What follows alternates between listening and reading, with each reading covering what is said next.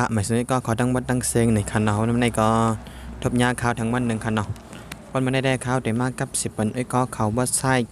หาเงินออนไลน์คันเนาะอันในคันเนาะอันข้าวตึกนี่ไว้ในคันเนาะยูทูบในคันเนาะยูทูบในคันเนาะอันในคันนะในคันเนาะว่าใช้ในเขาค้าซ้ำดีหาเงินในคันเนาะในคันเนาะได้หาเงินมาได้มาหนังว่าเขาได้เจ้าค้าด้วยเงาตรงในยูทูบคันเนาะมันก็เขาขำได้ด้วยหึงคันเนาะด้วยกำก็เขาขาก็เขาได้ให้เขาค้าไล่ปันเขาให้เขาค้าไล่ก็แคปหน้าจอยก็ส่งมันเขาให้คันเนาะกันนะกำข้าวเดนนี่คันเนาะอันตั้งสุดข้าวเดนนี่มันไอ้ก็เขาไล่สมัครมันคันเนาะไล่สมัครมันได้ในคันเนาะตั้งสุดข้าวเด็กออกกันคันนะเด็กออกคันเนาะค่ะในคันเนาะเพราะว่าไอ้ก็เขามาเด็กลิงเขามายาวเนี่ยมันเต็มมากงานนั้น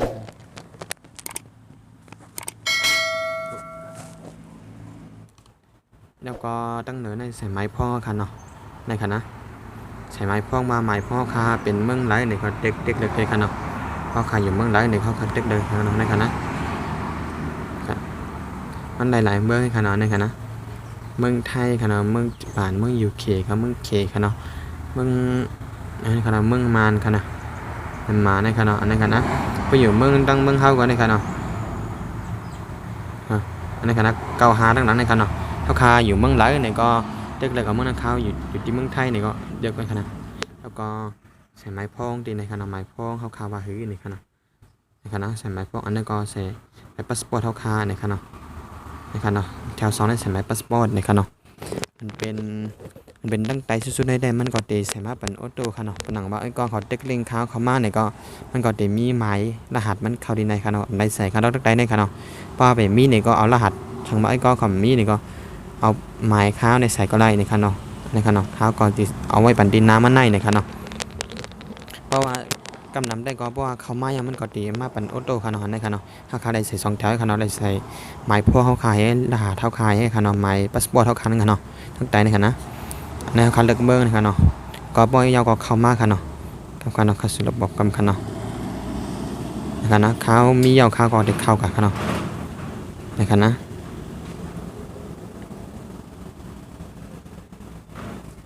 อันนี้คันเนาะ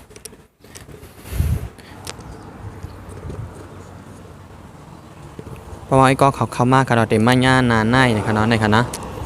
เต็มมาญ่านานในคันเนาะในคันนะนะครับนานมันเป็นจังไหนคันเนาะดักชุดคันเนาะไล่เอียนมันคันไล่เลียนมันเฮาคาเด็กกันมันได้มีอยู่4-5 เมนูคันเนาะไอ้ก็เขาก็เด็กเข้ามาดีในคันนะแล้วเมนูหมาย3ในคันเนาะ1 2 3คันเนาะในคันเนาะแล้วเขาขาดได้มาเหตุการณ์เขาเนาะนี่ค่ะนะอันนั้นเป็นเงินเขาขาดได้ไรเขาเนาะมันตั้งซื้อเขาขาดว่าเขาหับการ1 อันเขาขาดได้ไร8 บาทเขาเนาะ1 วันเขาขาดไร3ปอกเขาเนาะ3 ปอกก็ได้34 บาทเขาเนาะแล้วก็วันตั้งซื้อเขาขาดได้ไรหมูบ่ขาด10 บาทนี่นะครับ56 บาทใช่ไหมครับเนาะมันก็ได้มีอยู่ VIP เขาขาด VIP ส่วนในเขาขาดก็ได้เป็นฟรีๆค่ะเนาะเพราะ VIP 1ในเขาขาดก็ได้ไรลงทุนอินค่ะเนาะอันนี้เขาคาเฮ็ดฟรีๆค่ะเนาะเขาคาได้เฮ็ดฟรีๆก็ค่ะเขาคาลงทุนในค่ะเนาะเพราะเขาคาได้เอาฟรีๆค่ะเนาะในค่ะนะเพราะเขาคาได้หับการในก็เขาคาก็เด็กหับในค่ะนะในค่ะเนาะค่ะนะหับยาวค่ะเนาะเขาได้หับแพงอันค่ะเนาะในค่ะ2 อันค่ะเนาะอัน35 บาทนั่นได้ครับไปหับค่ะเนาะเขาได้หับใน2 อันในกันค่ะเนาะแล้วก็เด็กเปิดค่ะเนาะบ่ยาวเขาคาหับมาเอาเด็กเข้ามาในเมนูมื้อจ้าเขาขายอยู่เมนูในค่ะเนาะเขาเด็กเมนูในค่ะเนาะในค่ะนะพอก็หาบมาย้ำมาเหตุการณ์อันเขาก็หาบมานั่นก็เด็กเขาเปิดในค่ะนะเปิดในค่ะเนาะ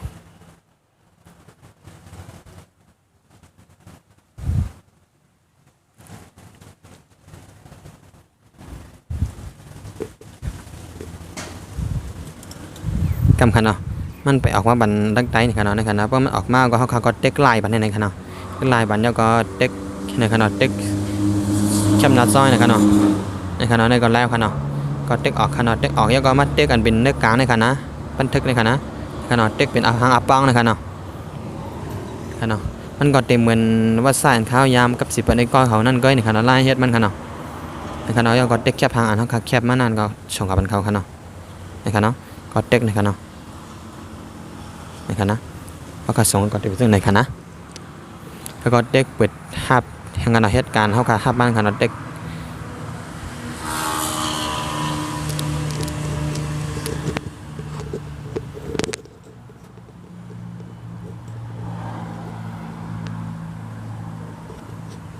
คันเนาะเพราะก็เต็กไล่บันเขาไหนคันเนาะทำคันนะเดี๋ยวมากจังหยาก็เต็กไล่บันไหนคันเนาะก็เต็กปอน้ำอะไรคันเนาะปอนาเท่าคาไล่บันเย้าในคันเนาะเขาก็ส่งกะคันเนาะคันนะเต็กอันนั้นคันนะส่งกะคันเนาะ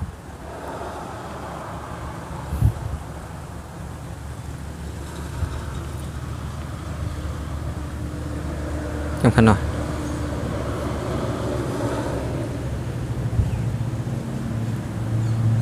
คันเนาะเต็กส่งกะคันเนาะในเขายาวกะคันเนาะเงินมันก็ดีนั่นคันอินคันเนาะมักห้ามเด็ดในคันเนาะเดี๋ยวเด็กขึ้นคันเนาะในคันนะขึ้นกำเดียวคันมาอ่านก็มันดีไว้มันก็ดีเทิงคันเนาะมีเป็นกล้ามคันเนาะในก็ได้ขึ้นซิพอกป่าแล้วคันเนาะในคันนะเขาเด35 บาทในคันเนาะหับในคันนะคันเนาะหับแล้วก็มาคันนะอันจังมันหนังอันได้35 บาทนะครับก็ได้เลยมือผู้พุ่นคันเนาะในคันเนาะมันก็คำทรงคันเนาะเพราะเขาเฮ็ดยาวคันนะ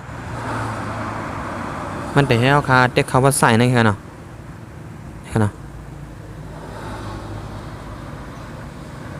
ก็เด็กออกขึ้นคันเนาะ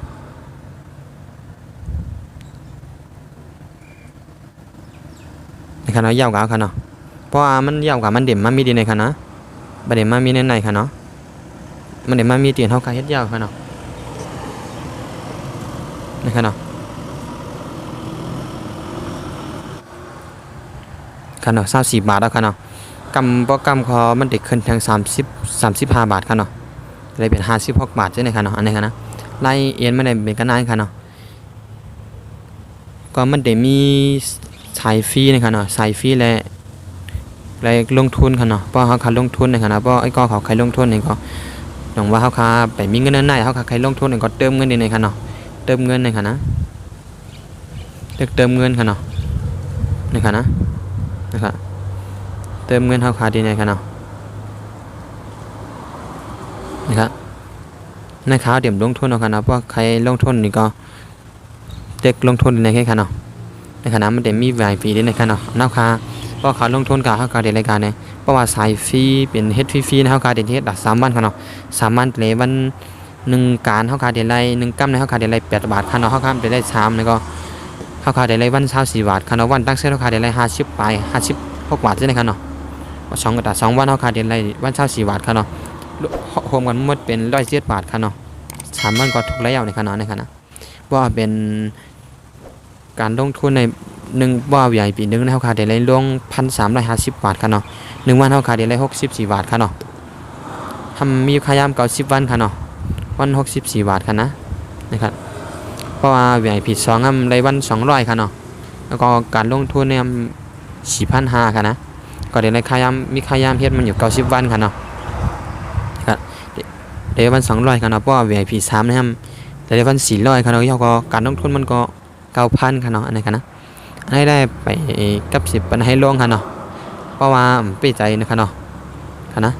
มันพอขาลงทุนมันก็มีตาซุปมันค่ะเนาะเพราะมันถึงค่ะนะครับ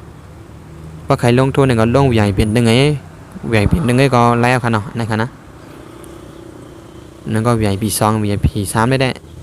เพราะใครรีลงค่ะเนาะนะคะเนาะใครลง2อันนี้ก็ระยะเนี่ยค่ะเนาะเพราะมีเงินลงทุนข้าวได้ข้าวเต็มลงเอาเนี่ยค่ะเนาะข้าวได้เอาฟรีๆก็เนี่ยค่ะเนาะนะคะนะครับ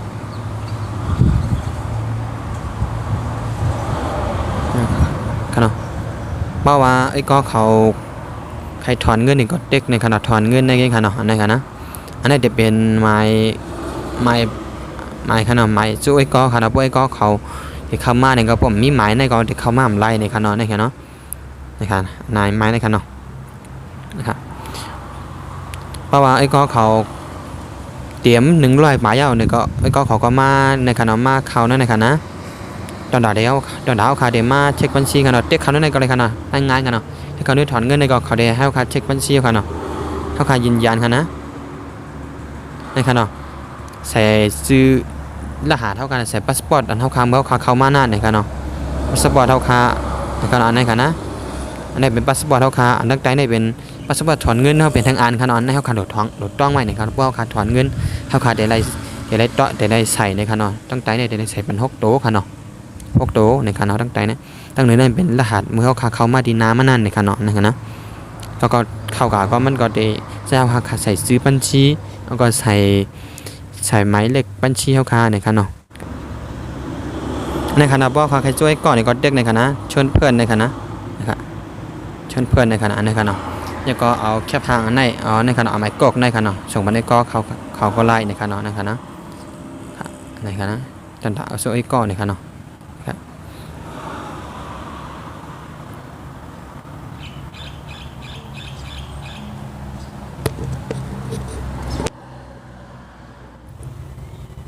มันหนังว่า35 บาทบางไงเนี่ยมันได้นั่นขึ้นอินขนาดมันหนังว่ามาปอกมาก็กังคำเจ้าบนขนาดนั้นขนาดเขาเฮ็ดไป2 อันแต่อันได้ก็มันติดเตรียมมาในขนาดอันนั้นขนาดทั้งอันได้เด็กในขนาดอันนี้ค่ะนะอันนี้เป็นหมายพ่อค่ะอันนี้เป็นในขนาดเช็คบัญชีค่ะเป็นในขนาดอันนี้ค่ะนะในขนาดหมาย3ในขนาดในขนาดตั้งเหนือในเป็นหมายเลขบัญชีเขาค่ะอันนี้เป็นชื่อบัญชีในขนาดเขาค่ะมีเป็นบัญชีหลายในขนาดในขนาดเป็นคนไทยค่ะเป็นอาชีพค่ะเป็นบัตรก็ค่ะเป็นเขตบัตรค่ะในขนาดในขนาดขาดเลขบัญชีค่ะใส่ที่ในชื่อบัญชีค่ะในขนาดในขนาดอันนี้จะเป็นชื่อในขนาดชื่อแล้วก็นามสกุลในขนาดในใส่แล้วก็ยืนยันในขนาดบันทึกในก็แล้วขนาดบันทึกในก็เขาก็เช็คเงี้ยวในขนาดก็ชื่อดินแล้วขนาดในมันตรงกับดีในขนาดแต่ให้มันเหมือนกันตั้งตีในขนาดที่จือดีในคณะในคณะแต่ให้มันเหมือนกันตั้งจือในคณะแต่ให้มันเหมือนกันตั้งจือดีมันเฮาคามันหมายพ่อคาเนี่ยเนาะผมเหมือนกันได้ก็เฮาคาก็ทุกกันได้ในคณะลายพ่อคาตั้งรหัสถอนเงินในก็ในคณะรหัสถอนเงินตั้งเหนือได้เป็นรหัสเข้าเฮาคาใส่มาเมื่อเข้ามาน้านั่นใส่ตั้งเหนือได้ในคณะแล้วก็ตั้งใจในใส่รหัสถอนเงินเฮาคาในคณะเฮาคาเลยต้องเป็นรหัสถอนเงินเมื่อเฮาคาถอนนั้นเพราะคำมีรหัสบ่เฮาคาได้ถอนได้ในคณะนะครับมีการในคณะไล่เช็คบัญชีไล่ใส่ซื้อเฮาคาจะได้เป็นในแค่คณะครับบนบ่ไอ้ก็เขาก็เตะปังใจกันอยู่นะครับปังใจในก็จับทำเข้ามาไล่ในคณะครับตอนตาวันบ่ได้มีการในนึงในคณะเพราะว่าข้าวอะไรทุกมาเลยในก็ข้าวเด็กขึ้นมาอัปเดตบันไอ้ก็เขาในข่าวว่ามันถูกในเต็มถูกในเต้ในขณะค่ะไม่สุงค่ะแค่ดอกผักไอ้ก็เขาจะติดตามบันข้องอยู่ตัวภาพป้องในขณะค่ะไม่สุงค่ะ